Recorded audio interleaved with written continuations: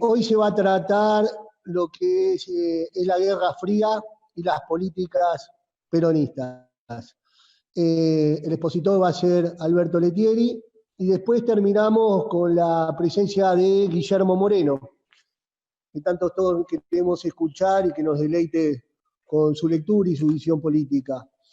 Quiero agradecer a Víctor Mancini, nuestro compañero que se encarga de la parte técnica, de Luca ABD, el compañero que se encarga de la parte de coordinación. También quiero agradecer a Juan Miramonte, el compañero de jefe de prensa, siempre está presente.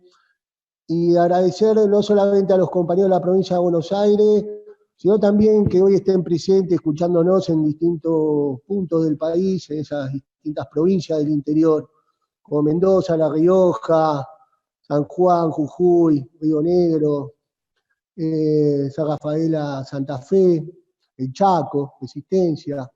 No me quiero olvidar, no quiero seguir abundando porque me voy a olvidar de alguna otra provincia y no quiero que haya ningún compañero que se enoje por lo mismo. Ahí me estaba comentando Alberto Lettieri como Luca ABD que se está corriendo en la bola el tema de la Escuela de Formación de Cuadro. Los compañeros insisten que se alargue la Escuela de Formación, que haya varias clases más, y nosotros lo vamos a mantenerlo al tanto. Lo estuvimos hablando con Guillermo, quedó en ok. Seguro que vamos a estar, una de las clases va a ser el movimiento obrero, vamos a tener un compañero sindical que nos dé esa visión. Y bueno, y otros compañeros más que se van a ir sumando para darnos exposiciones sobre materia del peronismo. Para empezar, nada, ayer se cumplieron 46 años de la desaparición física, de la muerte de nuestro líder, el general Juan Domingo Perón. Ese fue el compañero que nos dio una doctrina, ese compañero que nos dio las bases para poder tener una contracara a esa oligarquía que tanto, que tan mal no tenía a los trabajadores, que tenía el pueblo argentino. Ahí estuvimos, Guillermo Moreno estuvo en Crónica, y le recordó al presidente Alberto Fernández que recuerde, aunque sea que recuerde el aniversario de Juan Domingo Perón como lo había recordado con Ricardo Alfonsín, allá el 31 de marzo de este año.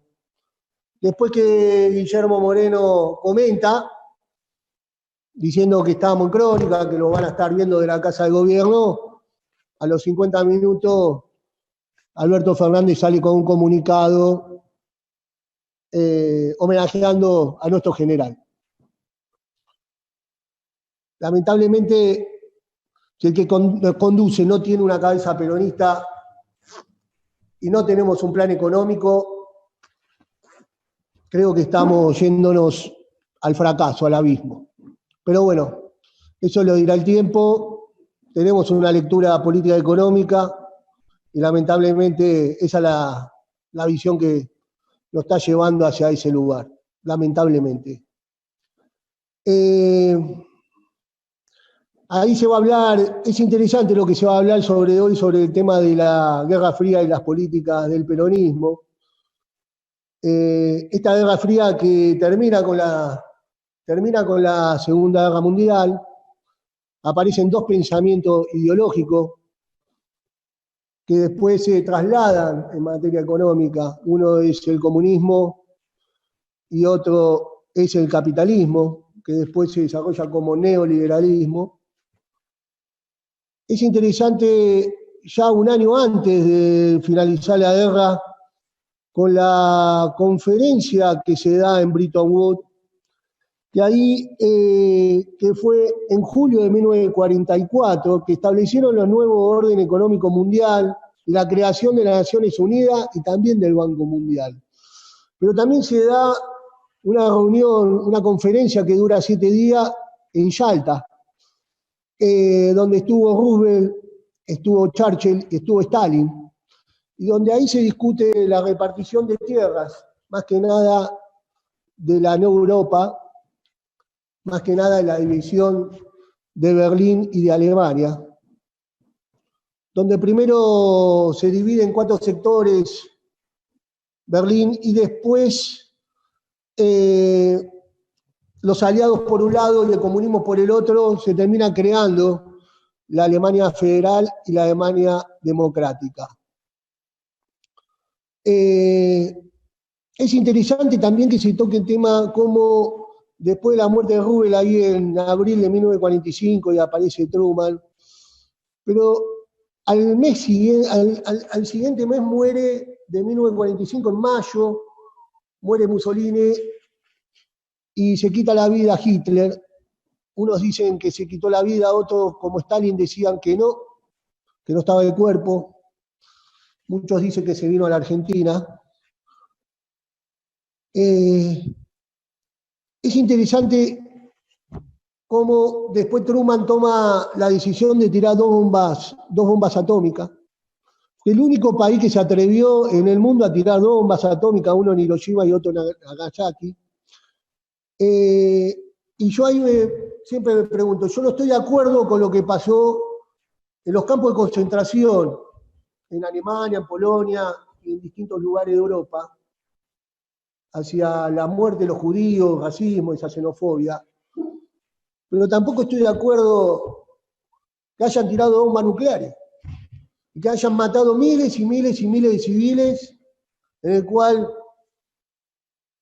muchas generaciones en Japón nacieron atrás la radiación, nacieron deformados, mutilados, nacieron en una situación de crisis generacional que dejó la bomba nuclear. No estoy de acuerdo ni una cosa ni la otra, entonces, ¿qué es lo que está bien y qué es lo que está mal? ¿Era una guerra? Sí, era una guerra.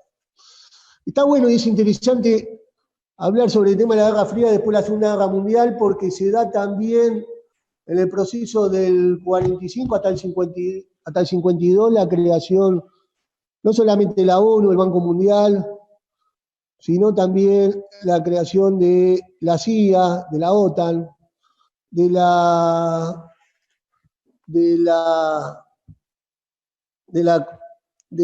Organización Mundial de Comercio, que es necesario, fundamental, ponerse a pensar cuál es el rol de la Organización Mundial de Comercio. Claro, se instaló una única moneda, que fue el dólar que se necesitaba para poder, a través del comercio que vendiera a un país a otro, a una determinada mercadería, se podía hacer solamente con esa única moneda, que es el dólar.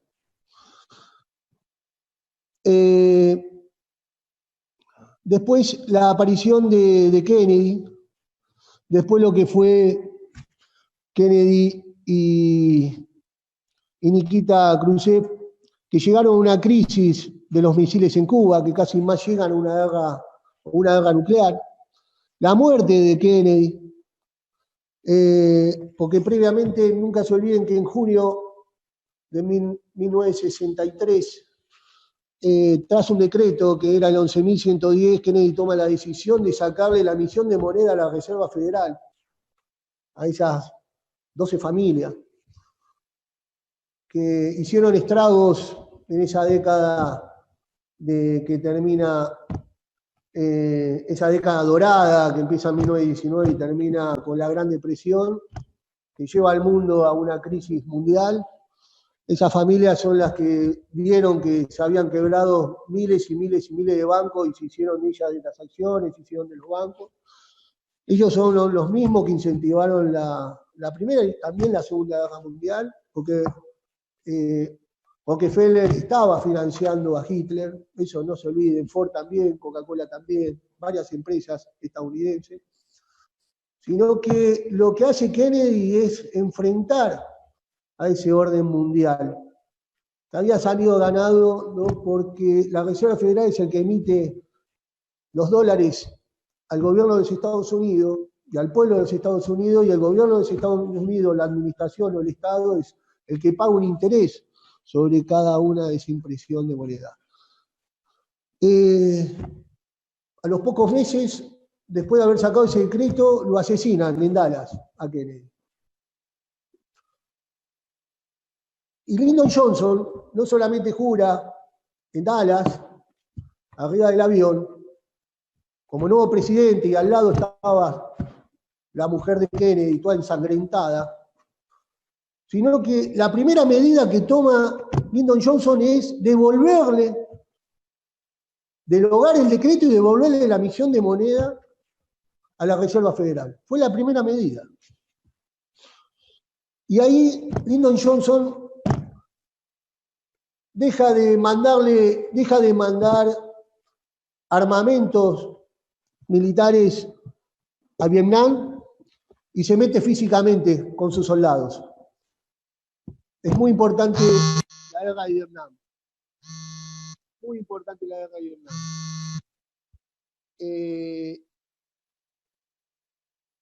La guerra de Vietnam, donde terminaron muriendo 2 millones de personas porque se discute lo que fue el comunismo y el capitalismo.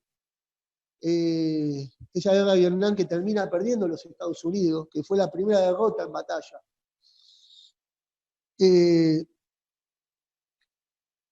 Y ahí también es muy interesante ver lo que ellos, que es un punto también a tocar, que lo que fue el TIAR, lo que fue la OEA, que fue la aplicación en el plano militar, que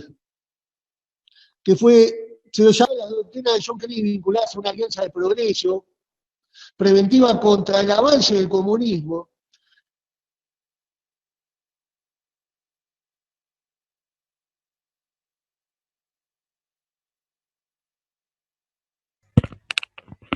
Me parece que hay un problemita en la conexión de Rodrigo. Voy a darle la palabra a Lucas mientras tanto.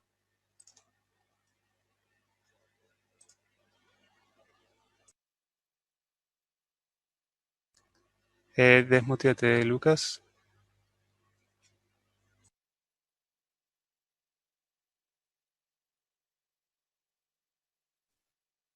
Hola, ¿se escucha? Ahí se escucha perfecto. Bueno, compañeros, esto es parte de la tecnología y la cuestión de la señal, del internet y demás. Vito, te pregunto, ¿sigue conectado Rodrigo? Escribime cualquier cosa. Ahí. No lo estoy viendo. Sí, ahí lo veo conectado, pero quizás está colgado. Ahí está. Ahí pude reiniciar, ahí va. El audio. Lo que no podía era reiniciar el audio. Bueno, estaba comentando sobre la conferencia de los ejércitos americanos que Estados Unidos trata de incentivar para que el comunismo no avance sobre el continente. Y es ahí donde se crea la Escuela de las Américas y lo lleva y finaliza con el Plan Cóndor. Ese Plan Cóndor que termina claramente en distintos países latinoamericanos. En el caso de la Argentina fue la dictadura del 76, con Videla, con Macera, Viola y etcétera, que terminan llevándose 30.000 compañeros desaparecidos. Y bueno, y finaliza claramente con la caída del muro de Berlín, y ahora con la aparición de Trump. La aparición de Trump que instala nuevamente unas nuevas reglas de juego. Trump empieza a hablar sobre un Estado que produzca, empieza a discutir fuertemente con la Reserva Federal para que bajen los intereses de las tasas de interés. Trump lo que hace fue romper el Tratado del Pacífico, el Consenso de Washington, sale a discutirle a la OTAN. Y veo que se empieza a instalarse nuevamente en el mundo, también tras esta pandemia mundial, donde nos deja vulnerables no solamente al mercado financiero mundial, sino también hemos notado que dejan vulnerables a través de estos virus a la raza humana, a la población mundial.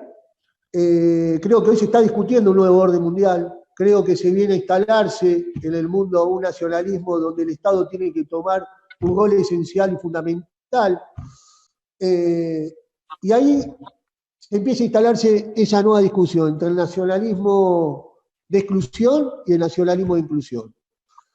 Ahí terminamos de entender cuál era la posición del general Perón, terminamos de entender hoy que tras la caída del muro de Berlín el comunismo cayó, como también hoy está cayendo este capitalismo salvaje y voraz que se come los intereses de cada uno de los pueblos del mundo.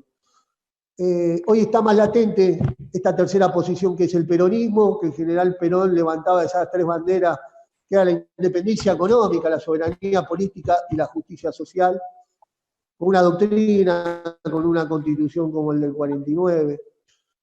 Y creo que hoy lamentablemente no sabemos aprovechar estas oportunidades que nos está dando el mundo, que es no poder terminar de encajar a los actores de autoridades que hoy están administrando el Estado, que es este gobierno. Lamentablemente, cuando tenemos la oportunidad de empezar a hablar de nacionalismo, tenemos la oportunidad de que Trump está nuevamente saliendo a cultivar y a proteger, está cultivando el mercado interno de los Estados Unidos hacia el mundo, lo mismo que hacía Guillermo Moreno en la Argentina. Lamentablemente hoy tenemos un hombre que tiene una cabeza radical. No encajamos, la verdad que no tenemos la oportunidad de poder seguir los lineamientos que el mundo hoy nos está dando como vía de posibilidades. Bueno, compañeros, yo quiero que disfruten esta clase, Guerra Fría y las políticas del peronismo. Les agradezco un montón. Acuérdense que la política es necesaria y fundamental. Creo que nos están llevando nuevamente al que se vayan todos, a denigrar la política, porque nos están metiendo en una mesa de negociación que somos todos lo mismo, no identificamos al enemigo, tenemos toda la misma camiseta, está ese Marcelo Milling, el otro presidente lo agasaja, el tipo que estafó en los bolsillos de los trabajadores con los tarifazos y nos sacó gran cantidad de las paritarias, del sueldo que tenemos a los trabajadores. Si no, le dice Héctor Alto Manieto, otro hombre que siempre jugó en contra de los intereses del pueblo argentino. Yo la verdad que en un momento la gente que no está politizada va a decir, y la política es más de lo mismo, son todos cómplices, se la llevan todo, lo mismo que pasó en los 90. Y Néstor Kirchner nos dio la posibilidad de volver a creer en la política, la posibilidad que la política sea una herramienta transformadora del país, de que los jóvenes estén interiorizándose, que los jóvenes se estén comprometiendo con la política. Y la verdad que tengo miedo que nos lleven puesto, tengo miedo que la política vuelva a perder valor como en esa época después de Alfonsín y con Menem presidente. Yo siempre digo lo mismo, la política para mí es una profesión. Tenemos muchos que de la política lo que quieren hacer es tener un interés personal, otros que son militantes y que dentro del compromiso diario, personal que tienen, le dedican 2 horas, se van a la unidad básica de su distrito, del territorio, van, colaboran, ayudan, pero no se dedican de lleno a esto, colaboran. Y después están los políticos de raza, que entienden que la política es una profesión. Para nosotros la teoría es la doctrina dentro de la política. Y es como para una persona que va y quiere estudiar abogacía y se anota en la facultad. Para ellos la teoría es la facultad de la universidad. Después de 6 años de estar estudiando, esa teoría le dan el diploma. Bueno, para nosotros la práctica, y para ellos la práctica, en la política para nosotros la práctica es ir a caminar el territorio, ir a tener una unidad básica, contener al compañero, contener a los vecinos, tomar con el termómetro tomar qué es lo que está pasando en el distrito, medir el aceite, es caminar en los jotas, bajo el sol, militar. Eso lo lleva muchos años. Y vas teniendo cintura, vas teniendo muñeca, vas teniendo lectura, vas teniendo visión. Y para la práctica, para un abogado, después que le dan el diploma, ¿qué es? Claramente es ir a patear, ir a buscar, ir a un estudio jurídico primero, saber qué es lo que sucede ahí, y después poner su propio estudio jurídico, patear el Poder Judicial, conocer los fiscales, conocer a los jueces, hacerse de la profesión, conocerla, sentirla. Y después de 10 años terminó entendiéndola, la profesión. Bueno, nosotros también, la política es eso. La política no es de la tarde a la mañana me dedico a una cosa y de la tarde a la mañana me metí en política, yo ya me la sé toda en política. No, la política no es fácil. La política no es para todos. Por eso, los compañeros que necesito, que estamos en un momento crítico, necesito compromiso. Compromiso, aparte de esta escuela de formación de cuadro que nos da la teoría, compañeros, necesito compromiso a que empiecen a estar, después de esta cuarentena, dejar la militancia virtual y empezar a caminar, empezar a estar con los vecinos, empezar a ver qué es lo que está sucediendo, qué es lo que está pasando cada uno en su territorio, empezar a armar una nueva alternativa. Salgamos de la polarización, salgamos de que si no es una cosa es la otra, y nos tenemos que quedar con el mal menor. No, no denigremos la política, sentámosla, pongámonos la camiseta y volvamos a los mejores momentos como la época del general Perón, y esos momentos y esos grandes momentos que hemos tenido con Néstor Carlos Kirchner, con Cristina hasta el 2013, y claramente con un Guillermo Moreno que hizo posible esa década ganada, porque sin un Guillermo Moreno no hubiese sido, lamentablemente, una década exitosa. Alberto Lettieri, te dejo la palabra, que es nuestro compañero, es nuestro docente, ese que va a dar Guerra Fría y las políticas del peronismo, docente en historia, fue director Manuel Dorrego, el Instituto Manuel Dorrego, y nada, es mi compañero y es mi amigo. Alberto, te dejo la palabra y te dejo la clase. Muy buenas tardes, no sé si me están escuchando.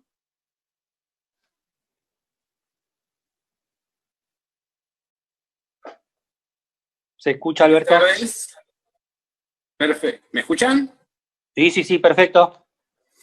Perfecto. Bueno, muy buenas tardes a todos. Bienvenidos nuevamente aquí a nuestra escuela de formación. Muchas gracias por Rodrigo, que además ha hecho un cuadro muy, muy interesante que me evita tener que hacer mayores precisiones sobre el contexto internacional. De hecho, vamos a hacer algunas referencias. Y bueno, la verdad es que muy, muy contento porque hemos recibido muchísimos comentarios, solicitudes de continuidad de compañeros y compañeras de todo el país y por esto la decisión de continuar durante el mes de julio con nuestra escuela de formación. Creo que es muy importante el hecho de formar nuevos cuadros, de solicitar la participación, pero la participación a través de la formación, del conocimiento y del aprendizaje, aquello que es una verdad siempre casi de perogrullo, ¿no? Pero de que las sociedades que olvidan su pasado están condenadas a repetir sus errores. Y yo creo que lamentablemente en nuestro país la repetición de los errores es una característica, y de hecho vemos cómo prácticamente desde el gobierno de Perón e Isabel hasta aquí tenemos el mismo PBI y solamente hemos tenido procesos de empobrecimiento con algunos momentos de recuperación, pero que lamentablemente no han podido sostenerse en el tiempo. los momentos de recuperación demuestran que no es inevitable la decadencia argentina, ni mucho menos, sino que en general lo que existen son proyectos muy bien articulados para promover esa decadencia y esa declinación de la Argentina. Creo que lo primero que tenemos que tener en cuenta es, como bien nos señalaba Rodrigo, que se va a configurar un nuevo orden mundial después, o en el año previo a la finalización de la Segunda Guerra Mundial, con la creación de las Naciones Unidas. Y ahí empezamos con una primera cuestión. Las Naciones Unidas no son un organismo neutro, sino que básicamente toman el nombre de lo que fue la alianza en contra del nazismo y de sus aliados, y que básicamente en sus orígenes esas Naciones Unidas surgen de la reunión de representantes de la Unión Soviética, los Estados Unidos y de Gran Bretaña, y que básicamente el objetivo de la creación de ese organismo internacional tenía que ver con el reparto del planeta en la posguerra, de generar como únicas opciones, como únicas alternativas, el comunismo o el capitalismo, y básicamente promover una profundización de la primarización económica y de la sobreexplotación del resto de los países. Hay un hecho que es determinante, que nos muestra cuál va a ser la política de los Estados Unidos, por primera vez decididos a asumir una condición imperial, porque hasta ese momento los Estados Unidos habían intervenido y habían expandido sus territorios en general sobre América, sobre Centroamérica, sobre la zona del Caribe, básicamente, con alguna extensión hacia el Pacífico, pero no habían decidido jugar este papel imperial que sí, de alguna manera impuesto por los acontecimientos, y aprovechando esos acontecimientos, van a empezar a desplegar después de la Segunda Guerra Mundial. Allí surgen efectivamente una serie de instituciones que van a ser las que van a garantizar que la desigualdad, que ese orden colonial pueda consolidarse con el paso del tiempo. Y esas organizaciones son el Fondo Monetario, el Banco Mundial, los acuerdos GATT, que implicaban el impulso del libre cambio, sabiendo que el libre cambio, en definitiva, lo único que promueve es la profundización de las desigualdades, porque efectivamente condena a los países menos poderosos, a las economías menos poderosas, a la primarización, y por el contrario, concentra la capacidad industrial y financiera en los países centrales. Además, por primera vez el dólar va a pasar a jugar el papel de articulador del comercio internacional, papel que de alguna manera, aunque no exactamente en los mismos términos, había jugado el oro o la libra esterlina hasta la crisis del 29. Y evidentemente entonces las Naciones Unidas no tienen como finalidad garantizar, pese a que lo declaren de ese modo, la continuidad de la paz, sino el reparto del mundo, y por esto divide su organización política en dos instancias, que son, por un lado, el Consejo de Seguridad, donde van a estar incluidas exclusivamente las potencias, y que va a ser el que tome decisiones autoritativas, es decir, las decisiones de cumplimiento obligatorio, y por el otro lado la Asamblea, donde están representados el conjunto de los países miembros, pero que en definitiva solo van a poder presentar sus quejas, sus propuestas y demás, pero no tienen una capacidad de norma. Es decir, básicamente, entonces lo que vemos es que el orden mundial, bajo la ficción de una participación de todos, en la práctica reduce la capacidad de decisión solamente a los poderosos. Evidentemente, coincide este proceso de reparto del mundo, este proceso de reconfiguración del orden internacional con el surgimiento del peronismo.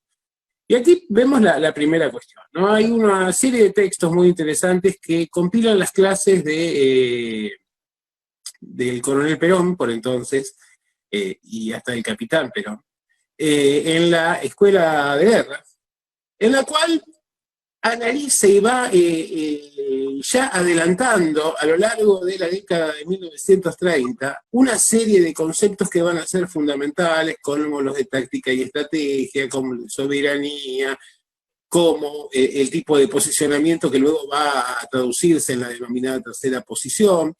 Y también hay otro elemento que es muy interesante. Podríamos hablar de un Perón antes de Perón, ¿no? Es decir, aunque antes de Perón líder, pero que evidentemente, digamos, no surge de un repollo, no surge de la casualidad la formulación de la doctrina justicialista, sino que es producto de una larga meditación y reflexión a partir de algo que es fundamental, que es el análisis histórico, político, económico, cultural de los procesos históricos que se habían venido dando a lo largo del paso del tiempo.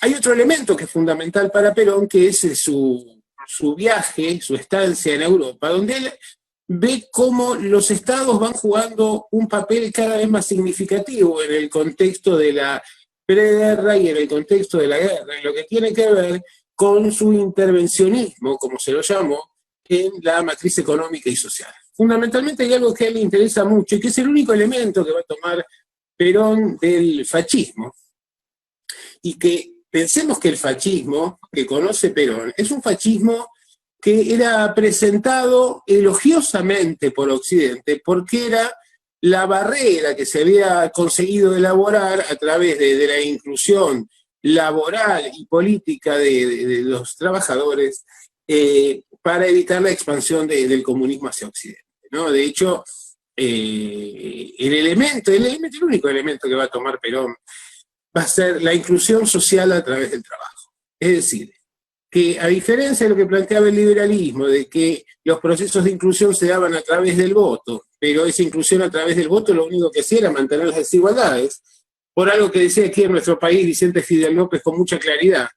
Es decir, pueden tener voto, pero hay uno que está arriba del caballo y otro que está abajo. Y el que está arriba del caballo necesariamente es el que va a imponer las condiciones y hasta el direccionamiento de ese sufragio. Entonces, lo que va a plantear Perón va a ser la inclusión social a través del trabajo, el empoderamiento de los trabajadores y del conjunto de la sociedad. Y ahí no nos cabe el concepto de clase porque en realidad son los trabajadores, pero también son los sectores excluidos, son los más débiles, son los niños, son los ancianos, son las mujeres, son las madres solteras. Básicamente hay un proceso de inclusión muy importante que está asociado con la matriz industrial. Es decir, efectivamente el Estado va a tener que jugar un papel preponderante para ese proceso de inclusión generando trabajo. Por esto el lema, gobernar es dar trabajo. Y dar trabajo implica dar trabajo no en condiciones de precariedad, sino en condiciones de consolidación de los derechos y estabilidad laboral, con reparto, con una participación activa de los sindicatos y del Estado para garantizar niveles de ingreso, pagos en tiempo y forma, normativización de lo que tenga que ver con accidentes de trabajo, con el embarazo. Recordemos que quienes sufrían accidentes de trabajo, las mujeres cuando se embarazaban perdían el empleo, no había garantías para los trabajadores. Los trabajadores, las huelgas de los sindicatos eran competencia del jefe de policía, razón por la cual el jefe de policía lo que hacía era considerar a las medidas de fuerza, los reclamos laborales como atentados a la propiedad privada y la herramienta utilizada era la represión sistemática, ¿no? Entonces, evidentemente, vamos a ver que la articulación política que va a dar origen a la doctrina justicialista va a estar o va a sostenerse sobre una serie de elementos que van a resultar fundamentales. Por un lado, el pensamiento social de la Iglesia, que nos habla de la inclusión social y del cual surge el concepto de comunidad organizada, es decir, la igualdad en la diversidad o la diversidad dentro de la igualdad. Considerar que todos y todas, diríamos hoy, somos necesarios, somos parte del cuerpo orgánico de una sociedad y que a partir de garantizar un piso de dignidad asociado con el trabajo, los niveles de ingreso, los niveles de consumo, las vacaciones pagas, los derechos que tienen que ver con la ancianidad, los derechos que tienen que ver con los niños. No existía la niñez, por ejemplo, en la Argentina, para los niños pobres, hasta la llegada del peronismo. Es decir, el niño era alguien más, un marginal, un sobreexplotado, mano de obra barata.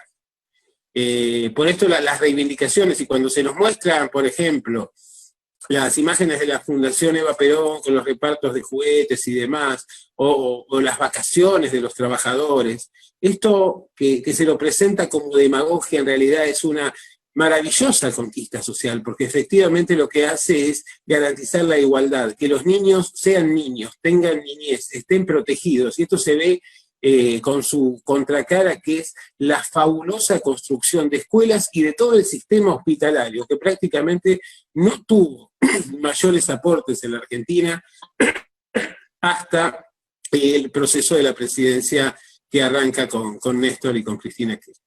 Entonces, evidentemente, vamos a ver que existe un proceso de inclusión fabuloso, un proceso además que aprovecha de, como decíamos recién, no solo la doctrina social de la Iglesia, sino también, y por esto la idea de la comunidad organizada y la idea de la sociedad cristiana, ¿no? La idea de estar unidos como sociedad, más allá de las diferencias, por un contenido espiritual y moral que nos unifica a todos. Luego cada uno podrá desarrollar sus carreras, y por esto otro elemento fundamental del peronismo, que es la noción de del ascenso social o del movimiento social ascendente, ¿no? Es decir, básicamente generar oportunidades para propiciar el ascenso social a través de la educación, del acceso a la salud, del acceso a la vivienda, etc. Ahora bien, ¿qué otros elementos va a tomar el peronismo y Perón para construir ese marco de doctrina? Bueno, tenemos básicamente, hay una línea de continuidad en lo que tiene que ver con el posicionamiento de la Argentina durante los gobiernos, un elemento a destacar, tal vez de Irigoyen fundamentalmente, también de Marcelo Ortega Alvear, que tiene que ver con el hecho de no someterse a las imposiciones de los Estados Unidos.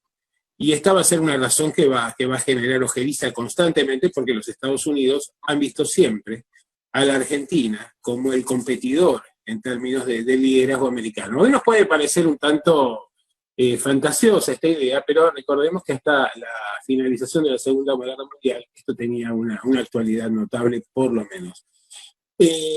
Entonces, ¿qué otros elementos van a constituir o van a ser incorporados para esta formulación de la doctrina justicialista? Bueno, hay muchos proyectos de inclusión social, de protección de los derechos laborales y demás que habían sido formulados por diputados socialistas, pero sin voluntad política concreta de llevarlos adelante. También hay muchos elementos que se toman de los que luego van a llamarse estados de bienestar y que antes se llamaban estados intervencionistas, que el caso, por ejemplo, de el New Deal en los Estados Unidos con Roosevelt, es decir, básicamente el papel que le corresponde desempeñar al Estado para generar procesos de redistribución, para impulsar el empleo, para garantizar la producción. Es decir, el Estado no es productor, y esto lo vemos ahora con el papelón de Vicentín, por ejemplo. El Estado no es productor, sino que el Estado debe generar las condiciones para que los productores puedan prosperar.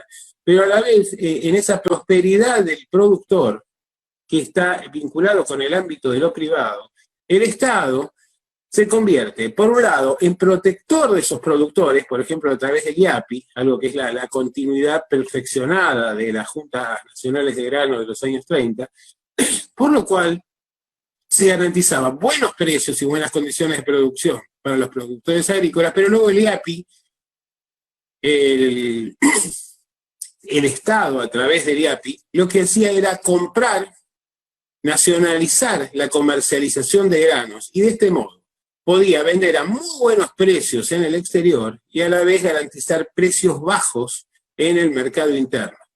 Entonces, estos elementos, sumado a algo que también está en cuestión hoy en día, que es el aguinaldo, ¿no? Que es la retribución excepcional que tiene que ver con una dignificación de los trabajadores, evidentemente generó un avance en términos de la distribución del ingreso para tratar de alcanzar ese objetivo que sí se va a conseguir en los años de Isabel y luego en algún momento va a ser la perspectiva de los gobiernos de Néstor y sobre todo en la etapa de Cristina, en los años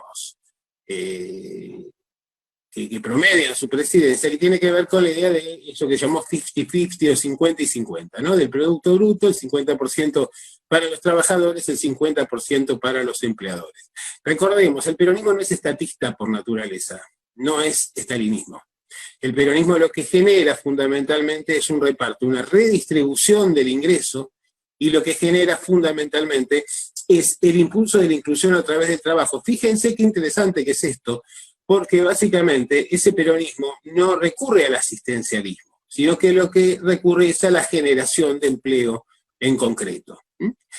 ¿Cómo se hace? Bueno, se aprovecha la capacidad industrial instalada. Había muchas empresas norteamericanas y alemanas que se habían radicado en la Argentina en las décadas de 1920 y 1930, y que estaban trabajando muy por debajo de su capacidad, y lo que hace el peronismo básicamente es fomentar a través de políticas de subsidio, a través de políticas de beneficios para los empresarios, la generación de empleo. Y de este modo también esa generación de empleo se iba propiciando el incremento del mercado interno, y en ese incremento del mercado interno, naturalmente, los trabajadores que ya no recibían dádivas ni caridad, sino fundamentalmente tenían consagrados sus derechos laborales, tenían la posibilidad de acceder a consumos absolutamente insospechados en el pasado.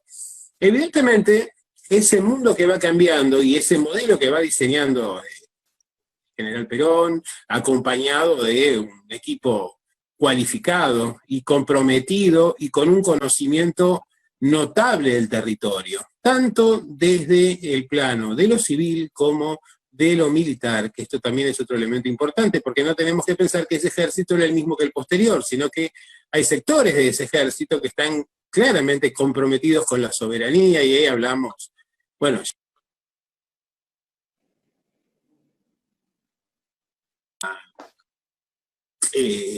unos actores fundamentales que planteaban, por ejemplo, la idea de que los recursos del subsuelo debían estar en manos del Estado, porque era una cuestión de interés nacional. Pero luego teníamos que ver también el hecho de que había que dar aire al ámbito de lo privado para la generación de riquezas. Ahora, ese ámbito de lo privado no podía imponer su voluntad sobre el Estado, sino que era el Estado el que regulaba, el que impulsaba determinadas áreas de interés y fundamentalmente se orientaba a un reparto justo de la generación de riqueza. Esto molestaba en Oriente y en Occidente. Desde la Unión Soviética venían las acusaciones de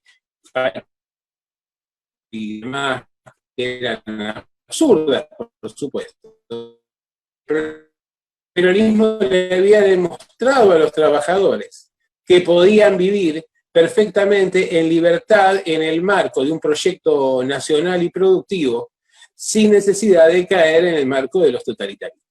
En el segundo lugar, desde el lado del capitalismo, evidentemente la intervención estatal, que tenía que ver con la fijación de metas, de orientaciones, de promociones en el ámbito de lo privado, estas formas de regulación, de alguna manera ponían muchísimas trabas a la libre empresa. Pero además había otro elemento fundamental, y era el elemento de la defensa de la soberanía nacional, que esto se contraponía directamente con lo que eran los proyectos coloniales que tenían los Estados Unidos para todo su denominado patio trasero. Entonces, evidentemente aquí aparece otra cuestión que es muy importante para poder definir el contexto del peronismo, ¿no? Perón plantea la idea de la tercera posición que planteaba una equidistancia respecto tanto de las posiciones del comunismo como las posiciones del capitalismo extremo.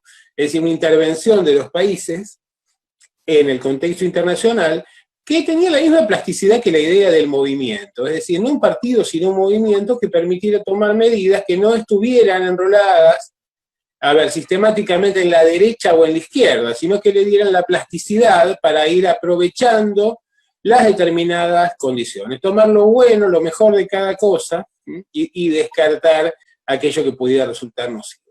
En el plano de las relaciones internacionales, bueno, también los alineamientos tenían que ver con esto, con condiciones concretas, con reclamos concretos, con intereses concretos, y justamente este es un elemento muy importante a tener en cuenta porque luego esa tercera posición en los años 60 fundamentalmente, o a partir de los años 50, va a ser retomada por el movimiento de países no alineados, que está claramente inspirado en todo esto, y el peronismo va a sentar una doctrina y un modelo de desarrollo productivo basado en estos valores esenciales, ¿no? Esto de justa, libre y soberana, pero también de la independencia económica, la soberanía política y la justicia social, elementos esenciales para tener en cuenta.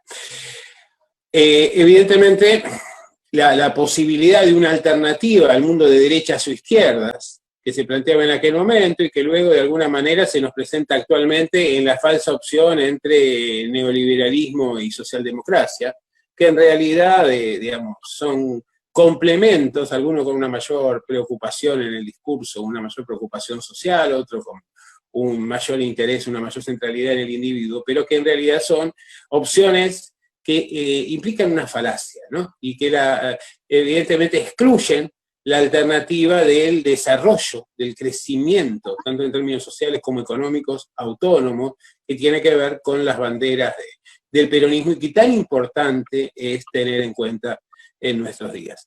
El estado del peronismo, evidentemente no podemos sintetizar el peronismo en una breve charla, pero el estado del peronismo básicamente se basó en la planificación, en los planes quinquenales. Y esto es muy importante porque la planificación es determinante.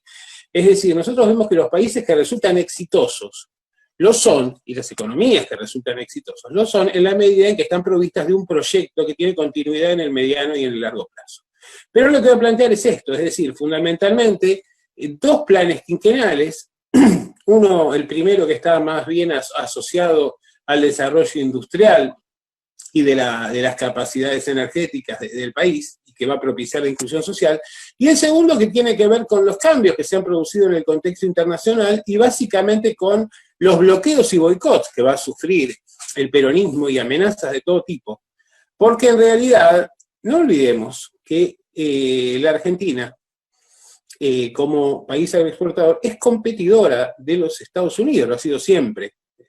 Y esto implicó que en el caso de la Argentina, siempre, pese a la falacia que nos han vendido tradicionalmente, de que los gobiernos demócratas son, digamos, los más deseables y que tenemos que tener una posición crítica respecto de los republicanos. Los gobiernos demócratas siempre han protegido la producción del Farm Bloc o del bloque del oeste o de los productores del oeste norteamericano, y por eso han generado condiciones de hostigamiento para las exportaciones argentinas como competidor de Estados Unidos. Tanto los republicanos han tenido políticas mucho más laxas en este sentido y han beneficiado la colocación de nuestros productos en el mercado internacional.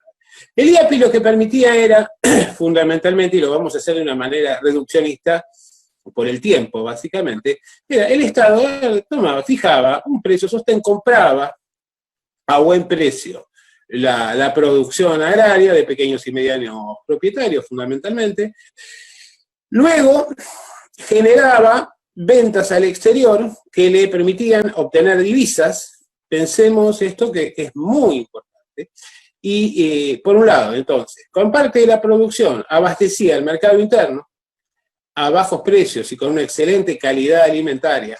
Y luego, con el resto, vendía, generaba divisas y con esas divisas impulsaba la política de desarrollo e impulso social a través de la industria. Esto es fundamental porque en realidad hay un proceso de financiamiento, de crecimiento del sector industrial a través de los beneficios y el superávit del sector externo, de las exportaciones.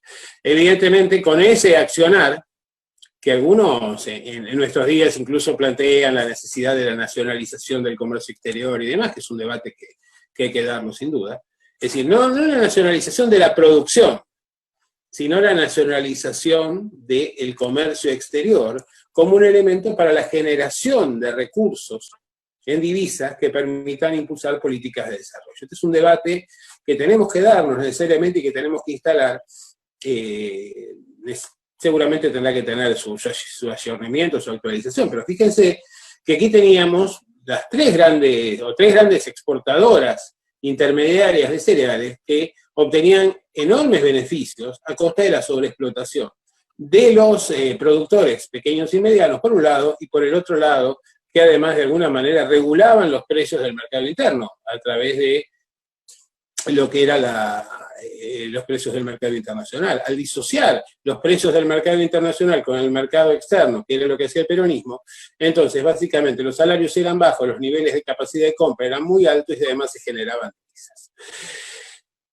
¿Qué pasó? Bueno, que efectivamente los Estados Unidos, esas máquinas que nosotros utilizábamos, esas máquinas, esas industrias necesitaban repuestos, y esos repuestos debían proveerse básicamente en los Estados Unidos. Y aquí apareció el cuello de botella, el bloqueo, la necesidad de destruir al peronismo, generando, por un lado, un enfriamiento de la economía, tratando de, a través del Plan Marshall, de impedir a los países a nivel internacional que utilizaran los fondos que recibían para su reconstrucción por parte de los Estados Unidos para realizar compras en la Argentina, diciendo que esas compras se iban a poder hacer en la medida en que la Argentina dejara de tener un gobierno autoritario, cuando en realidad los gobiernos de Perón siempre tuvieron un margen de legitimidad fabulosa, tanto a nivel social como en términos electorales, y de una transparencia electoral inédita. Entonces, aquí vamos a ver que planificación, ocupación del territorio, provincialización de las provincias, poblamiento de la Patagonia, impulso de grandes obras de infraestructura, de salud, de educación, y para un pequeño segmento apenas teníamos 3% de desocupación. Pensemos esto con el peronismo. Un hecho inédito prácticamente, y por debajo del 3% la desocupación es estructural, no podía descenderse más de esto. Y después teníamos sectores como los niños, las madres solteras, los ancianos, que no podían acceder al mercado de trabajo, que en realidad debían tener el auxilio del Estado. Y para esto surge una fundación, que es la Fundación Eva Perón, que se va a encargar de, con el aporte de la CGT, con el aporte de los trabajadores, llevando adelante una transparente e impecable administración financiera. Recordemos que cuando se crea una comisión investigadora tras el derrocamiento del peronismo en 1955, en realidad los casos de corrupción que se detectan no son de la fundación, sino de los miembros de la comisión que tenía que analizar los supuestos actos de corrupción en el marco de la Fundación Eva Perón. Evidentemente aquí hay otro elemento que nosotros tenemos que tener en cuenta, y el elemento que tenemos que tener en cuenta es el hecho de que falsamente, interesadamente, algunos han tratado de oponer la figura de Perón y de Evita. En realidad, durante su etapa previa como director nacional del trabajo, como ministro de trabajo, hasta como vicepresidente, Perón jugó simultáneamente el papel de hombre de Estado y básicamente de representante o de intermediario de los intereses de los trabajadores y los intereses de los excluidos. Cuando Perón llega a la presidencia, cuenta con el auxilio, cuenta con la colaboración inestimable de Eva Perón. Perón va a tratar de presentarse en su rol de jefe de Estado y todo aquello que tenía que ver con la dimensión social, con la dimensión de la solidaridad, con la dimensión de inclusión, fundamentalmente va a quedar en manos de Evita. Es una complementariedad en la acción. No se puede imaginar disociadas las acciones de Perón y de Evita, aunque tuvieran algunos puntos de vista diferentes, sobre todo en la manera de tratar a aquellos que buscaban poner fin al peronismo, ¿no? Evita tenía una posición más confrontativa y Perón tenía una posición un tanto más más negociadora. Vemos además, por ejemplo, como hitos para entender estos procesos de inclusión social, de igualación y de movilidad social ascendente. Por un lado, el impulso de la creación de las escuelas técnicas, la creación de miles de escuelas y edificios escolares y la gratuidad de la educación pública, porque siempre se hace hincapié en la importancia de la reforma de 1917-18 con Irigoyen y demás. Esa reforma lo que hizo fue generar la autonomía universitaria y la participación de los alumnos en un sistema de órdenes, en un sistema de estamentos dentro del plano de la universidad, pero no le abrió la universidad a nadie, porque ya los sectores medios acomodados habían accedido a la universidad y seguía siendo paga. Y en realidad no había ningún interés en que dejara de serlo, porque la universidad paga evitaba que los trabajadores pudieran concurrir a ella. Lo que hace el peronismo es básicamente garantizar esa justicia social y esas posibilidades de ascenso a través de garantizar la gratuidad de la universidad pública. Y otra cosa que es muy importante que tengamos en cuenta es que la Universidad del Peronismo es una universidad que está profundamente vinculada con los objetivos estratégicos del Estado Nacional. Por esta razón, entonces, se suspende esa autonomía, va a haber una designación de autoridades universitarias de parte del Estado, y básicamente se va a impulsar un organismo de investigaciones científicas, que es el antecedente del CONICET, pero con una filosofía distinta. El organismo de investigaciones lo que tenía que hacer era impulsar el desarrollo de la ciencia y la técnica orientadas a los objetivos estratégicos del proyecto nacional. Es decir, que en lugar de financiar carreras individuales, lo que se financiaba era el desarrollo de recursos humanos y de conocimientos orientados a un proceso de desarrollo nacional inclusivo en el marco de la teoría, de la doctrina justicialista. Frente a esto, la oposición siempre apareció deshilachada. Y esa oposición que apareció deshilachada necesitó de un agente externo para garantizar su articulación. En el año 44-45, el articulador va a ser el Departamento de Estado de Estados Unidos, a través de el embajador Braden. A partir del año 52 van a ser las jerarquías de la Iglesia Católica. Es decir, básicamente esa oposición no daba respuestas políticas porque no tenía nada que ofrecer a la sociedad. Y básicamente lo que intentó hacer fue, a través de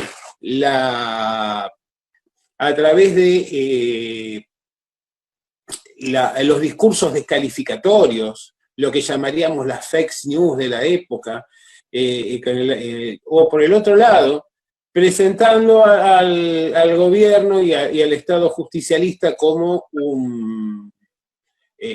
amenazante, una cosa totalmente absurda y descabellada, ¿no? Como amenazante de la vida cristiana, de la sociedad cristiana, cuando básicamente lo que se había hecho era articular un orden y un proyecto social en términos de la comunidad organizada, basada en la doctrina social de la Iglesia. Pero efectivamente, vamos a ver que evidentemente hay una oposición corporativa, siempre respaldada por el gobierno de Estados Unidos, de algunos gobiernos de países vecinos, por ejemplo, en el caso de la República Oriental del Uruguay, que siempre ofició, por lo menos durante buena parte de la historia, como, digamos, un espacio, como una base de distorsión de la estabilidad latinoamericana, a partir de convertirse en una plaza financiera del gran capital internacional. Entonces, evidentemente, este proyecto que había sido diseñado de un Estado tapón en 1812 por Gran Bretaña para desestabilizar el continente, sobre todo las relaciones entre Argentina y Brasil, y por extensión en toda América Latina,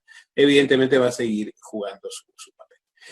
La manera de reaccionar frente al peronismo durante esta etapa, bueno, evidentemente fueron las absurdas acusaciones de autoritarismo, fueron esencialmente tratar de plantear situaciones de corrupción que en realidad nunca llevaron a buen término.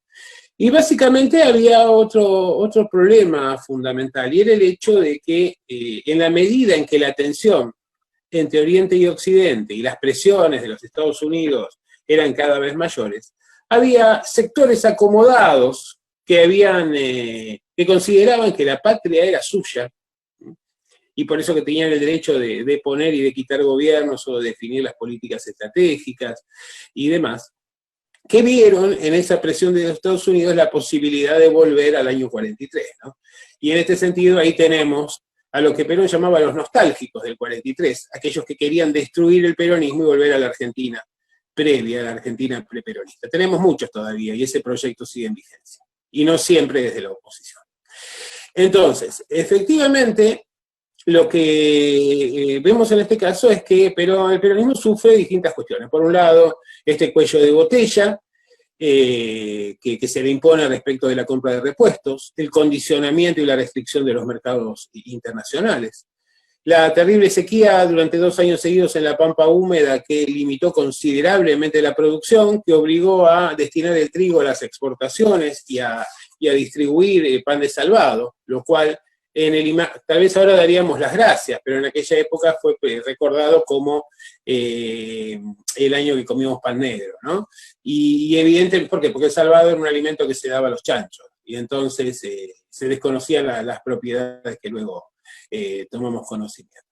Entonces vamos a ver que se va a ir generando una situación en la cual evidentemente las variables económicas empiezan a declinar por todas estas cuestiones. Hay menos divisas, hay menos mercados para colocar los productos, se incrementa la oposición, la presión norteamericana, cada vez hay más sectores internos que son, que piensan que el peronismo, perdón, que la caída del peronismo va a generar o va a propiciar un retorno a la situación anterior, y sobre todo sectores de las clases medias que en realidad no les interesa tanto su bienestar como el hecho de que de intensificar o que quede evidente sus diferencias respecto de los sectores trabajadores. Y evidentemente, en realidad para muchos, en aquel y en este momento, que un pobre tenga un plato de comida en la mesa, tenga un empleo digno, o tenga una vivienda, o tenga la posibilidad de tener vacaciones o de mandar a sus hijos a la escuela, constituye un hecho subversivo, ¿no? Y lamentablemente, repito, esto no pasa solo desde el lado de la oposición. Vamos a ver, recordemos quiénes conforman esa oposición, porque después vamos a ver cuáles son, por comparación con lo que son las alianzas posteriores. En esa Unión Democrática teníamos a la Unión Cívica Radical, teníamos al Partido Socialista, teníamos al Partido Comunista, teníamos a los partidos liberales, teníamos a los partidos conservadores, y teníamos además a la sociedad rural, de ahí formaba parte informalmente siempre el Departamento de Estado norteamericano, y teníamos a los grandes consorcios, y por supuesto a los sectores que componen o que componían la oligarquía argentina. Entonces, evidentemente que no siempre es Argentina, ¿no? O que no siempre es exclusivamente Argentina, por supuesto. Entonces, evidentemente vamos a ver que el hecho, por ejemplo, del sufragio femenino fue considerado casi como una agresión al statu quo. La maravillosa, la excepcional Constitución de 1949, que es una constitución que consagra derechos, una constitución que quita el eje del individualismo para pasarlo a la matriz social y de la comunidad organizada. Una constitución que fue luego disuelta por un decreto de una dictadura, algo absolutamente ilegítimo. Y por ahí podríamos cuestionarnos todavía realmente si esa constitución no debiera estar legalmente en vigencia, ya que no la desplazó ninguna asamblea constituyente posterior, y la única que se va a realizar, que es la que se produce en los años 90, en realidad cuando toma los antecedentes, excluye a la Constitución del 49, es decir, habla de los pactos preexistentes, de la del 53, las reformas sucesivas y demás. Y además porque la Constitución del 49 había sido reemplazada por una asamblea constituyente que funcionó en minoría, con exclusión del partido mayoritario y demás. La manera de combatir al peronismo, bueno, la manera de combatir al peronismo que encuentra la oposición va a ser a través de la agresión, del terrorismo, así como los norteamericanos habían recurrido, como bien señalaba Rodrigo antes, a los bombardeos de Hiroshima y Nagasaki, inaugurando el terrorismo internacional. que tenía que ver con la eliminación de civiles para generar miedo y un efecto psicológico disciplinatorio sobre el conjunto. Aquí vamos a ver que primero vamos a tener el atentado de los subtes, primero vamos a tener un intento de golpe de Estado de Menéndez en el año 51, distintos intentos de asesinato de Perón, vamos a tener también el atentado en los subtes del año 53 en Plaza de Mayo, y luego el bombardeo de Plaza de Mayo, del cual hace pocos días cumplimos un nuevo aniversario, y como siempre aparece oculto dentro del discurso oficial. Tal vez porque el radicalismo tuvo un papel determinante, y el socialismo, y muchos de los actores que hoy forman parte de la alianza o de la coalición gobernante. Entonces, evidentemente, tenemos que tener en cuenta esto. Tenemos que tener en cuenta, básicamente, que el peronismo generó una alternativa en términos de desarrollo, de crecimiento, de inclusión, un sentido de la vida, un sentido de la igualdad en términos de género, en términos de condiciones sociales, que realmente resultaba disruptivo para el contexto internacional existente y sobre todo para los privilegiados. Y este es un punto esencial a tener en cuenta, ¿no? Que es el hecho de que efectivamente contamos con, del otro lado, y no siempre del otro lado, con actores en términos partidarios, corporativos o individuales que están dispuestos al exterminio. Recordemos que en la Argentina el primer genocidio se da en 1829, tras la caída de Dorrego, donde el coronel Rauch, que era alemán, llevó adelante un proceso de exterminio de militantes, de participantes del Partido Federal. Luego vamos a tener un segundo proceso de genocidio durante las presidencias de Mitre y de Sarmiento, que va a arrasar con buena parte de la población criolla. Tenemos políticas sistemáticas a lo largo del tiempo de exterminio y de supresión de derechos de las comunidades originarias. Tuvimos también un proceso de eliminación física de quienes tenían posiciones críticas durante la gestión de Irigoyen, tanto en la Semana Trágica de 1917 como luego, 1919, como en la Patagonia en los inicios de la década de 1920. Luego lo tuvimos con aquellos que llevaron adelante la represión de los compañeros de la resistencia peronista, y finalmente con la dictadura cívico-militar. Es decir, hay una forma de accionar, y tenemos que pensar esto, que del otro lado no solo tenemos una oligarquía, sino que lo que tenemos es la disposición a defender los privilegios más allá de los costos y sin importar la vida humana. Para no hacer innecesariamente extensa esta clase, vamos a terminar aquí y vamos a, más adelante, a analizar el peronismo después de esta primera etapa. Pero me parece, porque realmente toma otras características y otra complejidad. Pero creo que para ser respetuosos del tiempo y además para poder mantener la atención y de alguna manera generar la alternativa de debate, y para luego poder comparar esta primera etapa con la otra, vamos a dar la conclusión aquí. Así que bueno, los despido, les agradezco su participación y su entusiasmo por participar de este espacio, y así le doy la palabra al compañero Lucas. Gracias, Alberto. Excelente clase, excelente contenido. Tiene que ver todo esto que nos permite formarnos como cuadros políticos, ya no solo para volver mejores, sino también para ser mejores. Así que muy importante lo que acabamos de escuchar, muy interesante todo lo que venimos hablando ya en las clases previas y en esta, y también la introducción que realizó Rodrigo Rabanaque sobre lo que tiene que ver con la construcción política que estamos llevando a cabo.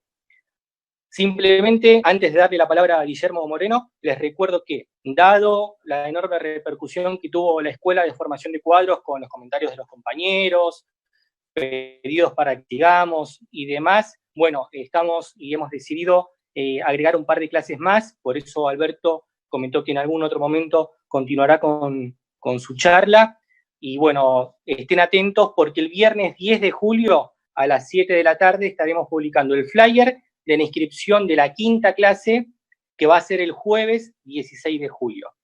Estén atentos para inscribirse, para participar, y recuerden también que pueden seguirlo en vivo por Facebook o por las redes cuando se cuelguen los productos terminados, los canales terminados. las clases terminadas. Así que, bueno, le damos la introducción y la palabra a Guillermo Moreno, nuestro conductor, que con sus comentarios, con su contenido, nos permite abrir aún más la cabeza para que incorporemos de mejor manera la doctrina. Guillermo, cuando quieras. Muchas gracias, Lucas. Felicitaciones, profesor Lettieri, Rodrigo, que organizan esto. Muy bien, gracias a todos los compañeros. Vamos a repasar brevemente, ya ahora obviamente yo hago unos comentarios finales, solamente esto, las cátedras de formación básicamente están en cabeza del profesor Lettieri, al cual le agradezco enormemente su tiempo y su dedicación para formar a los compañeros. Hoy nos tocaba la Guerra Fría. La Guerra Fría, naturalmente, tiene, para que ahora de estar acá me fui quedando sin batería, pero creo que aguanta.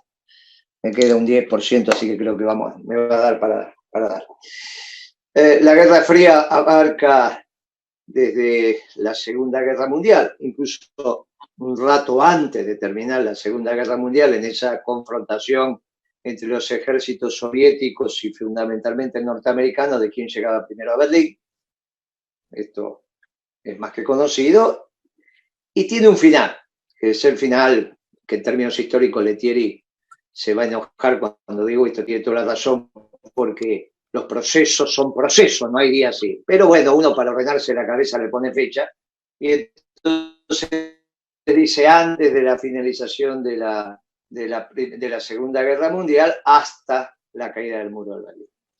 Y en ese momento me tocó ser joven. Yo ingresé a la Juventud Peronista a los 14 años, o sea que estamos hablando del año, imagínense que soy del 55 más 14, 69, 70. ¿Cómo se vivía en ese momento el mundo? Bueno,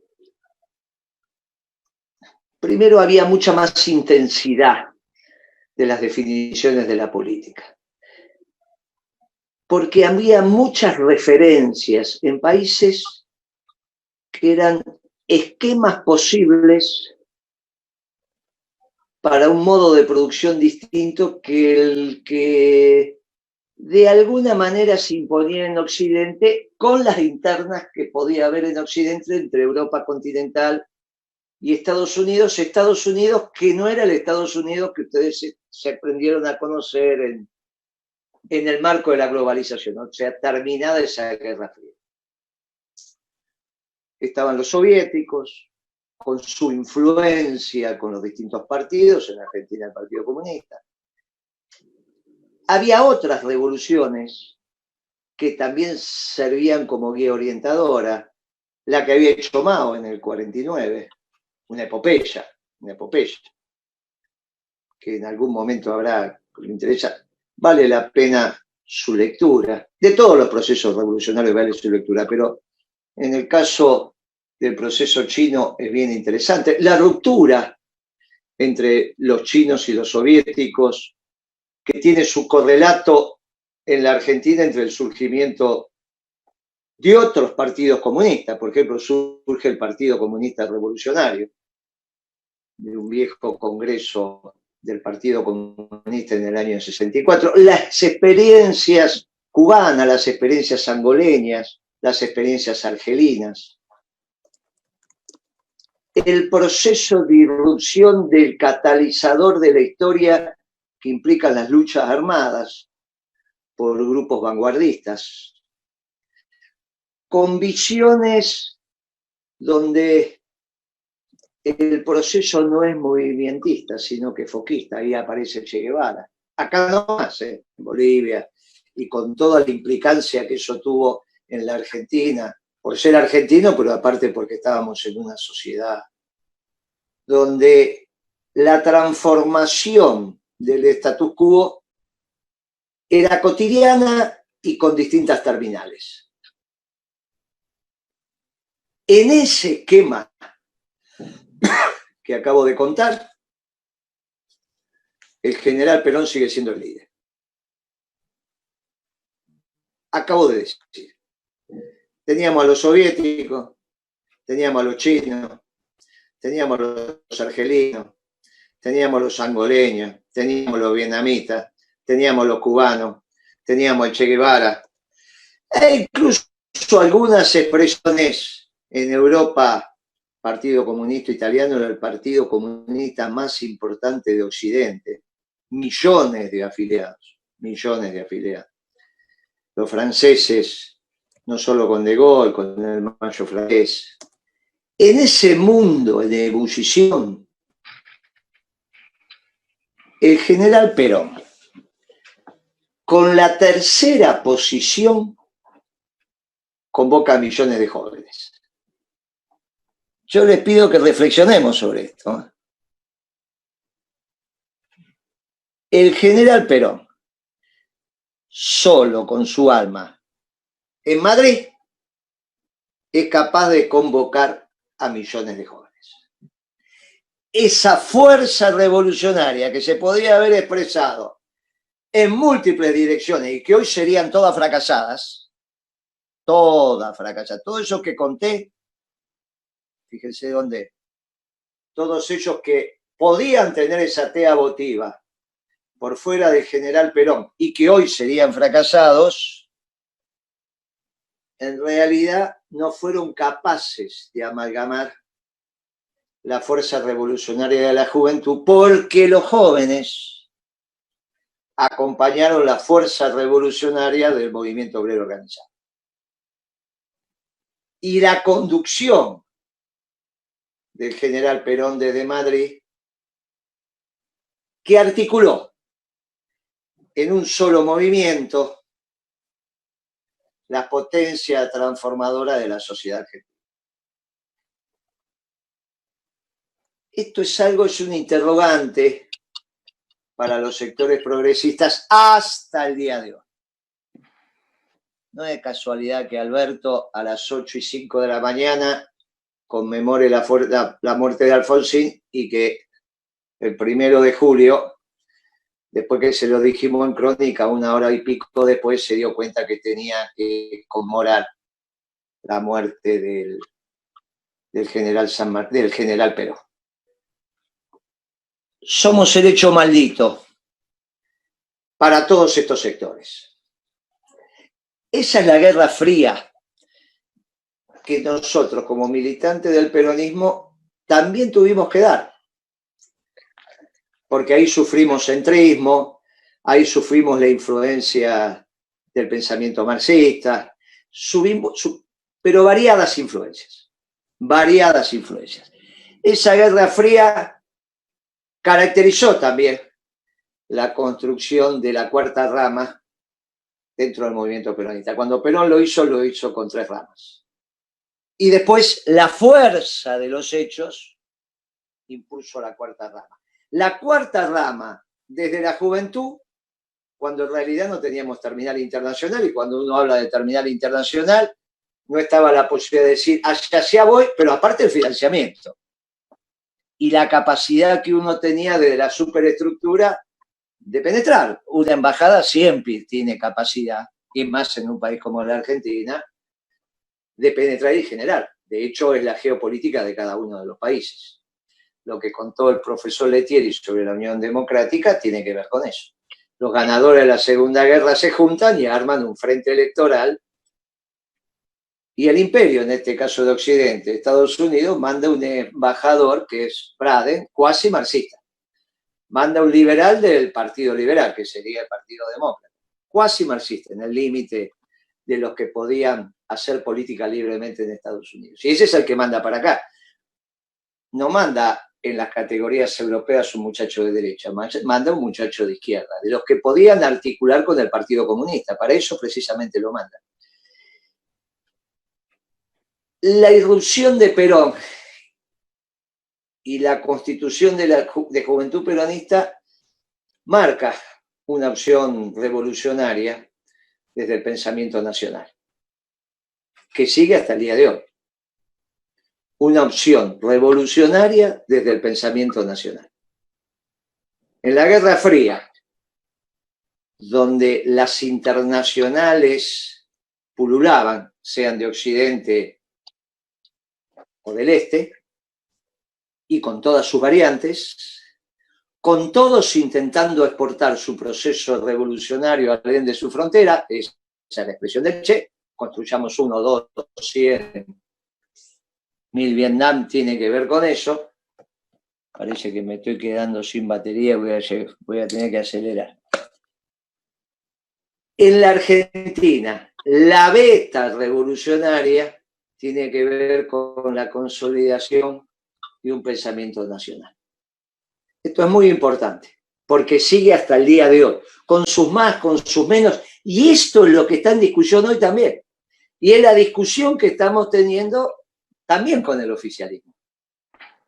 Cuando el oficialismo se define a sí mismo como socialdemócrata, cuando el jefe de gabinete define al presidente como posmoderno, cuando el ministro de Economía define que en vez de querer una economía justicialista, quiere una economía social de mercado, también es que la tensión en el fondo tiene que ver con esta discusión ideológica.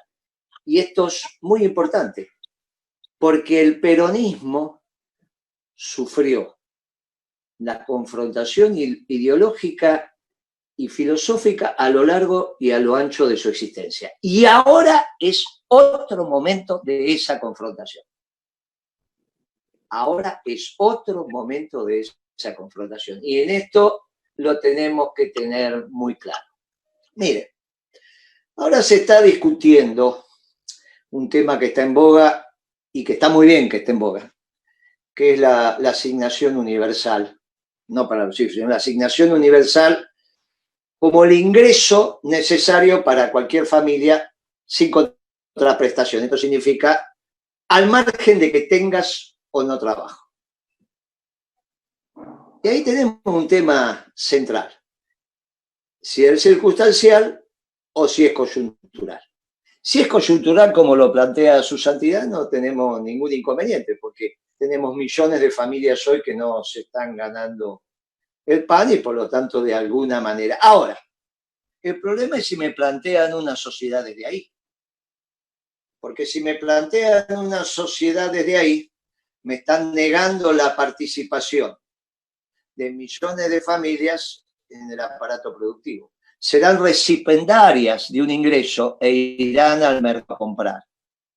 Pero me niegan la posibilidad de participar en el proceso de producción y por lo tanto en el proceso de acumulación de capital. Este no es un tema menor.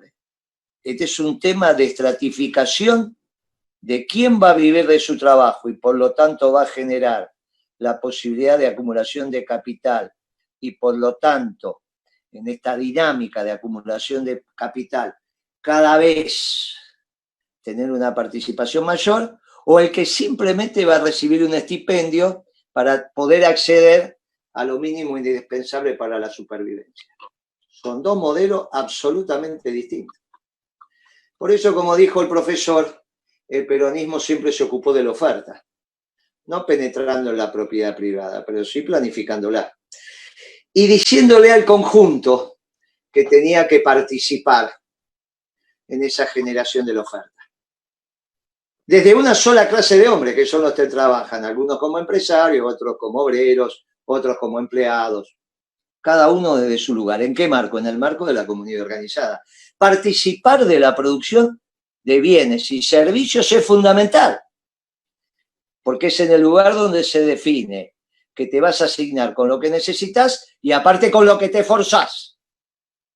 Por eso el esfuerzo para el peronismo es tan importante. No es lo mismo levantarse al alba que a las 11 de la mañana.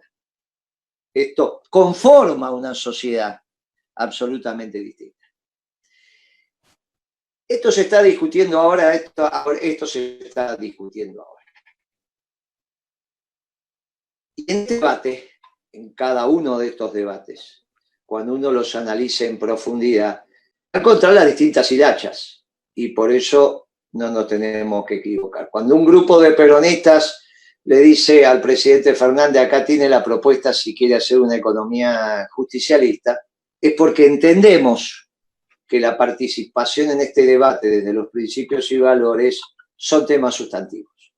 Claro, terminada la Guerra Fría con la caída del muro de Berlín, aparece el mundo en el que ustedes estuvieron acostumbrados, crecieron y vivieron. Casi un mundo homogéneo entre los socialdemócratas y los neoliberales.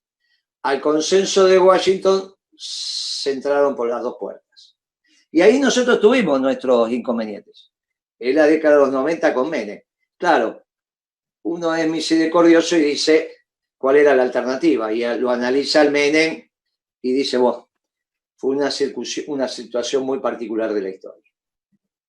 Uno estuvo afuera de eso, no se inmiscuyó, generacionalmente podías, pero absorbe ese ciclo fundamentalmente crítico desde el pensamiento actual, pero con cierta misericordia. El tema es que este mundo que ahora estamos nosotros transitando es un mundo que por primera vez le ofrece al peronismo una posibilidad de inserción. No se le ofreció la Guerra Fría, que empieza al finalizar la Segunda Guerra Mundial, era un mundo hostil al peronismo, tal cual se lo acaba de plantear el profesor Letieri.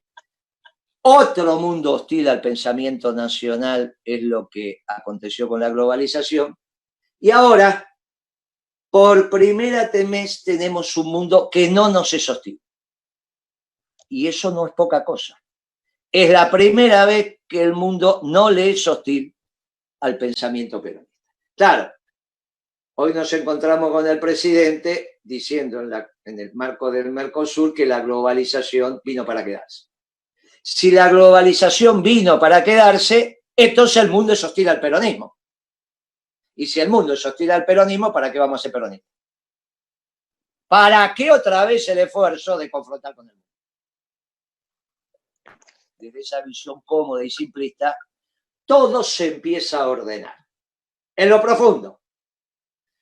Cuando nosotros decimos, mire, se está instalando un nuevo orden internacional donde la discusión es entre dos nacionalismos, el que levanta muro y el que construye puente, el presidente dice, suelto de cuerpo, sigue el mundo anterior. La globalización vino para quedarse. Se entiende todo. Se entiende todo en la lucha con el pasado, mientras ellos son el futuro.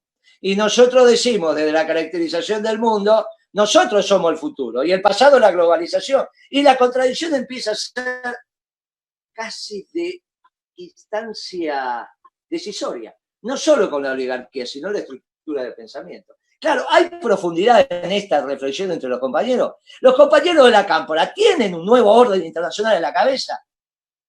Asisten en el debate interno, al margen de los concejales, diputados y todas esas historias, a que está un nuevo orden internacional.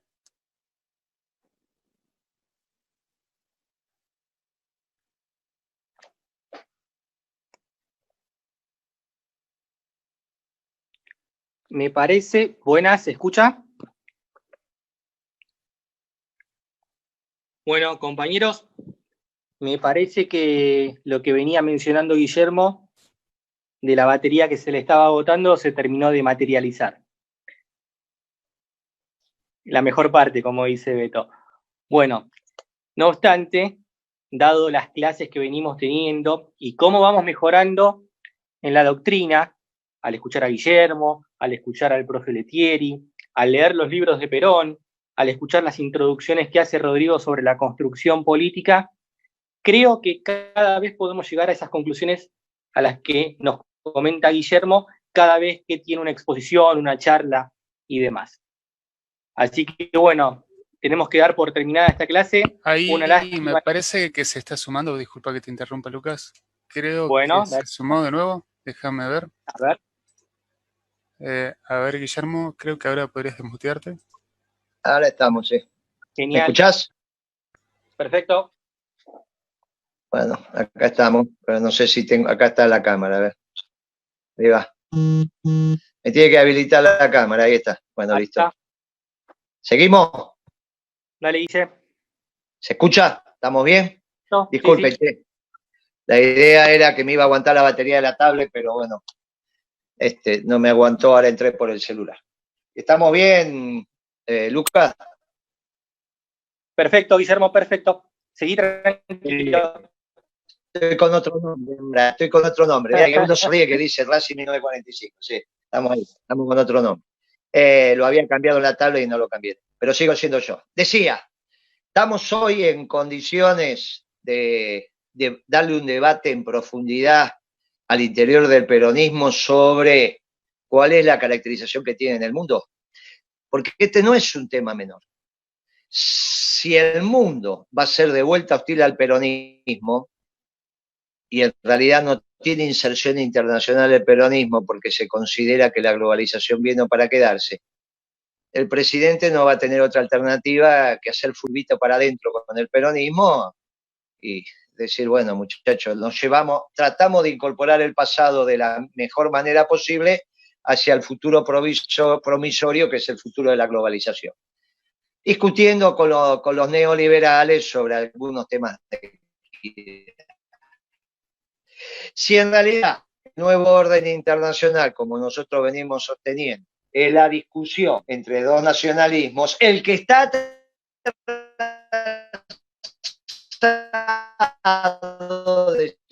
decidido que lidera la... Toda esta estructura de pensamiento es que un entismo de los sectores progresistas, que primero en parte frente electoral del 2009, y son muy aceptados por nosotros en la consolidación de nuestra política, sin prever que iban a terminar conduciendo el proceso. Y esto es lo que empieza. Y ahora entonces hay un problema de conducción en el proceso. ¿Hacia dónde va la Argentina? No es un tema menor. Y aquí es donde nosotros tenemos que tener claridad de concepción. La economía justicialista es una economía decididamente superior a la economía socialdemócrata, que por propia definición es una economía también neoliberal. Ya di el ejemplo de que por eso Cavallo pudo ser ministro de Economía de un gobierno neoliberal y ministro de Economía de un gobierno socialdemócrata, porque en el fondo se encuentran en el marco teórico del cual entiende la economía. Por eso al consenso de Washington entraron con las dos puertas. El consenso de Washington como elemento ordenador del mundo y que acaba de fenecer hace 3 años atrás, yo le pongo la fecha en cuando Trump asume la presidencia de Estados Unidos y saca a los norteamericanos del acuerdo del Transpacífico, porque no se puede ser neoliberal y a su vez administrar el comercio exterior. No se puede ser neoliberal y hacer lo que hacíamos nosotros en la defensa del trabajo nacional, pero es simplemente para ponerle una fecha. Ese mundo fue auspiciado por los dos grandes bloques. Y la globalización como internacionalización de la producción, en principio en China, los tigres asiáticos y demás, fueron tanto las empresas norteamericanas como las empresas europeas que acumulaban capital en el estado del bienestar. Que acumulaban capital en el estado de bienestar y su derivada. Los dos comprendieron el mundo prácticamente de la misma manera. Y contra esto es que nosotros reaccionamos. Y en este mundo de las participaciones profundas y de las defensas del trabajo, se abre el debate sobre el ingreso permanente. Si es circunstancial para aquellas familias que no tienen trabajo y que a la salida de la pandemia va a haber un 25% de personas con ganas de trabajar que no van a trabajar, va a haber un 25% desocupados sobre el total de la población económicamente ocupada, la población económicamente activa, que es la PEA. La PEA la conforman los que trabajan y los que tienen voluntad de trabajar. Al expresar su voluntad de trabajar y no encontrar trabajo, son los desocupados. Bueno, va a haber un 25% de la PEA que va a expresar su voluntad de trabajar, pero no va a trabajar. Bueno, está claro que desde la cosmovisión peronista nosotros estamos de acuerdo en darle un ingreso. Ahora, no porque pensemos que ese es el modelo de desarrollo permanente y sustentable en términos económicos que necesita el país. Por eso ahora le decimos con orientación a la producción. Con orientación a la producción significa que todos los factores de la producción sean agotados en el ciclo productivo. Entonces, todos estén trabajando, todos. incluidos los trabajadores, con el 2-3% de desocupación friccional que habló el profesor Lettieri, que tiene que ver cuando vos le preguntas a uno si tiene voluntad de trabajar, te dice que sí, trabaja, te contesta que no, pero porque acaba de cambiar de trabajo, lo encontraste mudándose, se casó, se tomó el año sabático, no porque vayan a quedar desocupados y siempre sean los mismos desocupados, sino que justo en el momento que hace la medición tiene un 2-3% de la población que está en esto y por eso se llama desocupación friccional, y a los 3 meses, 4 meses encontró trabajo y apareció otro que se casó, que se mudó, pero siempre son distintos. La posibilidad de participar en el ciclo productivo le implica al peronismo también discutir cuáles son los sectores sociales que están en condiciones de ser propietarios de los medios de producción. Y acá viene otra gran diferencia también. Nosotros no decimos que es una clase social, decimos que en realidad estamos de acuerdo con el derecho de propiedad, pero que la propiedad privada también podría estar en manos del movimiento obrero organizado. Cuando nosotros reformamos la ley del mercado de capitales, yo les recomiendo que la lean porque la terminó después, se enteró Macri, fue una de las últimas leyes que nos la modificó. Cuando nosotros modificamos la ley del mercado de capitales, y ese fue un aporte de Feletti, fundamentalmente en el debate en particular en la Cámara de Diputados, pero la conceptualización fue de nuestro espacio, nosotros, ya le voy a decir a mi señora que en 10 minutos estamos comiendo, disculpen, no me vienen a buscar para la comida.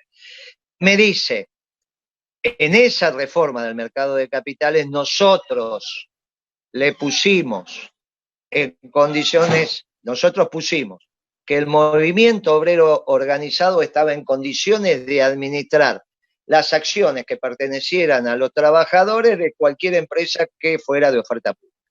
Vuelvo a repetir. Los sindicatos estaban en condiciones de transformarse en un operador de bolsa para administrar la propiedad de los trabajadores en términos de capital de los medios de producción que son las empresas. Y eso pasó.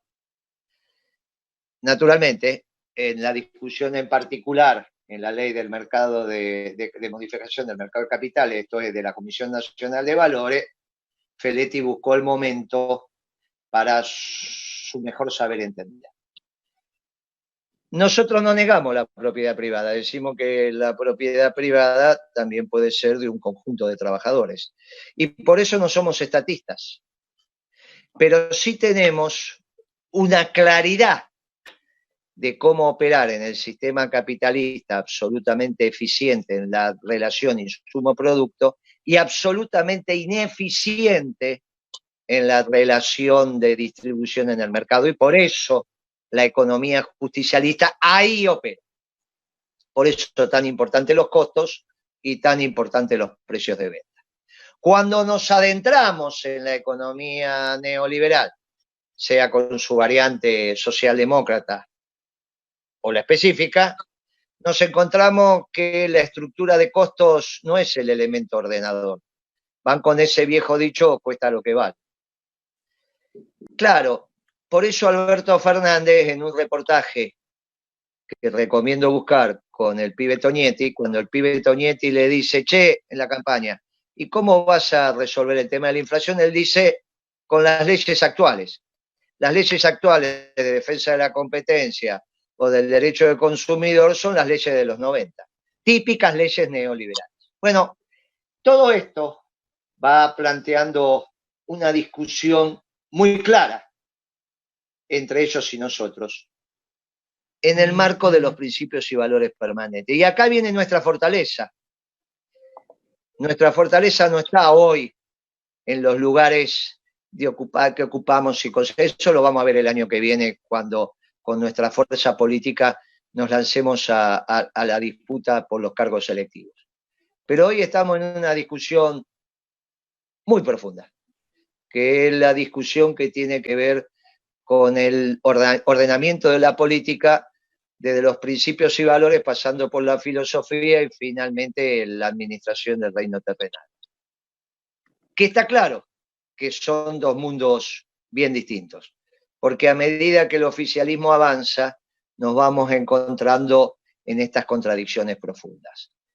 Claro, ahora viene un esquema de salida, porque este nuevo ciclo económico que vamos a terminar discutiendo cuando empezó, pero que tenemos claro que ya terminó, puede haber empezado con Kicillof o puede haber empezado con Macri, ya terminó. Y viene otro ciclo de producción y trabajo. Pero claro, ya no desde las categorías de la socialdemocracia, sino de las categorías desde la inclusión o la exclusión. Y esto sí pasa a ser una discusión al interior del movimiento peronista. Por eso estamos llevando dos discusiones al mismo tiempo. Una de cortísimo plazo con la socialdemocracia y una de mediano plazo, 4, 5, 6 meses, con qué tipo de modelo de producción y trabajo va a tener la Argentina. Porque aquí, en un modelo de producción y trabajo que no plantee al conjunto que no tenga el conjunto del pueblo, no contenga el conjunto del pueblo en su seno, también va a empezar a peligrar la columna vertebral del movimiento peronista. Porque como vamos a arrancar de un ejército de reserva, que no en ese orden de magnitud, pero razonablemente se va a mantener, porque en el impulso inicial no va a llevar a ocupar toda la fuerza de trabajo, lo que nos vamos a encontrar es un ejército de reserva, como dirían los marxistas, permanentes, para limitar la posibilidad de los sindicatos de discutir la distribución del ingreso. Pero claro, también sobre un modelo de producción que va a ser exitoso en los inicios, porque de 55% de pobreza, que va a haber medida como se midió desde la dictadura hasta Macri, ¿no? Con la mamarrachada que hizo Macri, que cambió la manera de medir la pobreza, va a ir desde ese 55, que es más o menos como estábamos en el 2001, 2002, al 25. En ese espacio de un modelo victorioso, entre comillas, la vieja propuesta, que ya la tiene Alfonsín con la ley Mucci, y que sistemáticamente todos estos gobiernos intentan hacer, la van a poder objetivar. Y este es el debate, no ya con la cámpora, sino con el movimiento obrero, que es el que estamos teniendo. Cuidado, muchachos, que si ustedes no juegan bien, también está en discusión la sobrevida del peronismo, porque está en discusión la columna vertebral del movimiento peronista, que es el movimiento obrero organizado. Nuestro gobierno pudo haber tenido algunas discusiones con el movimiento obrero, quizá en táctica política, que yo me opuse, pero cuando fuimos a lo profundo modificamos la ley del mercado de capital y le dimos a los sindicatos la posibilidad de administrar las acciones. Y esto es de una profundidad en lo institucional que yo les aconsejo que lo vuelvan a leer para que vean lo que fuimos capaces de hacer con la correlación de fuerza que había en aquel momento. Por eso, en el ciclo virtuoso del último gobierno peronista, nunca se tomó una decisión que atentara contra los intereses de los trabajadores ni contra los intereses de la patria. Por eso estamos especialmente orgullosos de ese ciclo. Dicho esto, y apelando ahora a la importancia de la capacitación, ya el año que viene vamos a estar en la discusión de los puestos y de los cargos políticos. Y vamos a encabezar en la provincia de Buenos Aires la conformación de la estructura, de la misma manera que en la capital federal, y ahí vamos a discutir en todos los consejos deliberantes, en todas las secciones, para los diputados senadores, y vamos a discutir también los diputados nacionales, que es lo que toca en la provincia, y algo similar en la capital. Bueno, muy bien. En este momento tenemos la discusión de corto plazo con la socialdemocracia, que a su vez se emparda con la discusión de mediano plazo sobre cuál va a ser el modelo productivo, y también dentro de ese modelo productivo la sobrevida del peronismo en estructura de gobernabilidad de la nación, en tanto y en cuanto me la garantiza el movimiento obrero organizado con sindicato único por rama de actividad. Todo esto va a estar en el debate con una pátina de izquierda, porque si Traxictam, que era el famoso sindicato por fábrica, me venía por la izquierda. pero ahora resulta que los muchachos que me vienen por derecha también quieren discutir con las comisiones de fábrica, porque, bueno, naturalmente le llevará uno, le llevará dos, pero a la larga también la patronal en ese esquema termina ganando las elecciones. Muchachos, los felicito de corazón por este nivel de formación, la profundidad que tiene. Me pidieron que hablara sobre la Guerra Fría y el peronismo. Me tocó vivirla, me tocó vivir la globalización y me toca ahora, en este momento donde uno está haciendo el trasvasamiento generacional, decirles, mire, quedan resabios de la vieja globalización en el pensamiento socialdemócrata y hoy tuvimos un esquema. Tienen marco teórico, lo está expresando el ministro de Economía con la economía social de mercado. Y aparte, por primera vez también encontraron voluntad política y por lo tanto capacidad institucional para ejecutarlo. Esto está terminado, está terminado. El problema es que lo que viene, también si nosotros no somos capaces de imponer nuestra proyección política, nos pone en una situación compleja. Todo este debate lo estamos dando hoy. El año que viene daremos, como dijo Rodrigo, el debate por los cargos. Hoy estamos dando el debate de la construcción profunda de la política que deviene de nuestros principios y valores y que nos hace ver la realidad de nuestra ideología, que es la ideología peronista. Y para eso hay que formarse. Por lo tanto, les agradezco enormemente esta actividad que están haciendo. Muchas gracias y nos vemos la próxima.